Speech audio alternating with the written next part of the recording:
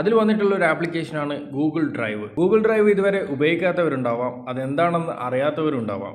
ഈ ഒരു scan option open ചെയ്ത് കഴിഞ്ഞാൽ ഒരു ക്യാമറ ഓപ്പൺ ആയിട്ട് വരുന്നതായിരിക്കും. ആ ഒരു ക്യാമറയിൽ നിന്നും നമുക്ക് ആവശ്യമായിട്ടുള്ള ഡോക്യുമെൻറ്റ്സ്, ആധാർ കാർഡ് ആവാം, പാൻ കാർഡ് ആവാം, ഏതെങ്കിലും നമുക്ക് ഡയറക്റ്റ് ആയിട്ട് തന്നെ സ്കാൻ ചെയ്യാൻ സാധിക്കുന്നതാണ്. അതിനായിട്ട് ഞാനിവിടെ ഈ ഒരു സ്കാൻ ഐക്കൺ ഓപ്പൺ ചെയ്യാണ്.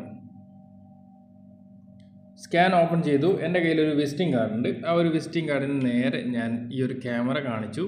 അത് ഓട്ടോമാറ്റിക്കായിട്ട് തന്നെ ക്യാച്ച് ചെയ്തിട്ട് സ്കാൻ ആയിട്ട് ഇവിടെ കറക്റ്റ് വന്നിട്ടുണ്ട്. ഇനി ഇതിൻ്റെ കൂടെ തന്നെ വീണ്ടും ഒരു ഡോക്യുമെൻ്റ് കൂടി നമുക്ക് സ്കാൻ ചെയ്യണമെന്നുണ്ടെങ്കിൽ ഇവിടെ വലതുവശത്തായിട്ട് ഒരു പ്ലസ് ഐക്കൺ കാണാൻ സാധിക്കും. ഈ ഒരു പ്ലസ് ഐക്കൺ ഒന്ന് സെലക്ട് ചെയ്ത് കഴിഞ്ഞാൽ വീണ്ടും ആ ഒരു ക്യാമറ ഓപ്പൺ ആയിട്ട് വരുന്നതായിരിക്കും.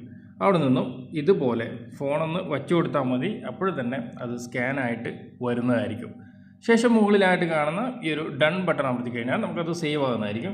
താഴെയായിട്ട് നമുക്ക് കുറേ ഓപ്ഷനുകളൊക്കെ ഉണ്ട്. ഇത് ക്രോപ്പ് ചെയ്യാനുള്ള ഓപ്ഷൻ